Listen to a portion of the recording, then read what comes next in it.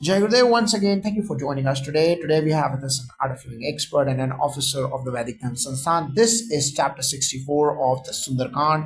It's called Vibhishana Seeks a Refuge, Approaches Ram's Camp. So, what is the significance of the Vibhishana Seeks Refuge episode in the Sunder Kand? Yes, Jai Gurudev, yes, this episode reveals the power of Sharanagati, complete surrender. Vibhishana, Ravana's own brother, courageously chooses dharma over bandhutva or family ties and seeks Ram's refuge.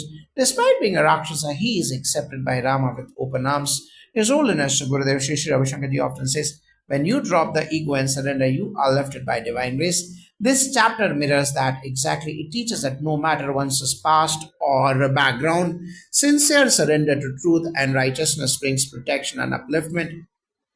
So, how does Rama respond when his ministers hesitate to accept Vibhishana? Ram's words are deeply compassionate, even if someone comes with ill intent. If they say once, I surrender, I will give them gentle. This is the highest form of karuna or compassion. Gurudev echoes this in his wisdom. True strength lies in unconditional love. Ram's inner clarity and fearlessness reflect what we learn in Sudarshan Kriya, that when the mind is pure and the heart is open, decisions become effortless, just like Rama. A seeker too must stand firm in compassion while being discerning. Can you share a specific verse that encapsulates Ram's spirit of acceptance? Yes, Sakradeva Prapannaya Tvasmiti Ka Yachate Abhiyam Sarvada Tasmai Dadamyat Vritam Mama. If one surrenders to me even once and declares, I am yours, I grant them fearlessness. This is my vow. This is the spiritual essence of Abhayadan or gift of fearlessness. In Anjaneya Homam, we invoke this very spirit by offering our fears into the fire, asking for inner courage. It's a beautiful external ritual complementing internal transformation, just as Gurudev teaches. How can art of living practices help us embody Vibhishana's courage and surrender in our lives? Vibhishana represents the inner voice of righteousness within all of us. Through Sudarshan Kriya, meditation, and Seva, we develop the strength to listen to that voice even when surrounded by negativity like Ravana's court. Art of living teaches that courage isn't aggression, it's standing for truth with a calm and steady mind. Vibhishana had this calm conviction. Practices like Sahat Samadhi meditation help dissolve inner doubt, enabling the seeker to step onto the path of surrender just as he did. Now, what role does chanting Hanuman Chalisa play in this context of Vibhishana's surrender?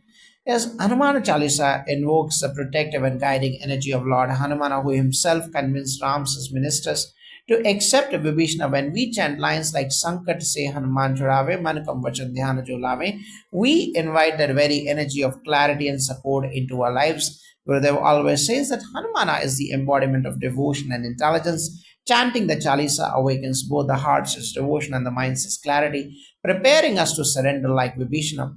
How does Anjaneya Homam symbolically represent Vibhishana's transformation? During Anjaneya Homam, offerings are made into sacred fire while chanting powerful mantras dedicated to Hanumana.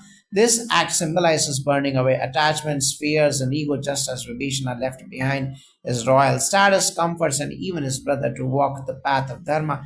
Gurudev teaches that when we participate in Homa with Sankalpa or intention, we invoke profound inner purification. Vibhishana's transformation is a metaphor for how fire of knowledge and devotion can refine the seeker. What is the relevance of this chapter for today's spiritual seekers and householders? In today's world, when one often faces moral dilemmas between comfort and truth, Vibhishana's story teaches us that choosing truth may seem isolating initially, but ultimately brings divine support. For a householder. It means choosing honesty in business, compassion in relationships, and ethics in actions. Gurudev says, when you walk the path of Dharma, the universe walks with you. This chapter reassures the modern mind that when we surrender to higher ideals, we are never alone. So, could you share a practical takeaway for readers to apply this wisdom? Yes, begin each day with Sudarshan Kriya for a few minutes of deep breathing and chant even one verse of Hanuman Chalisa with awareness. Do a short sankalpa. Let me follow Dharma today with courage like Vibhishana. Over time, these daily habits build a Sharan Bhava or the spirit of surrender. Gurudev's teachings remind us that surrender is not weakness, it's aligning with divine intelligence. In that space, miracles happen. Vibhishana becomes the king of Lanka through surrender, not conquest. Jai Gurudev.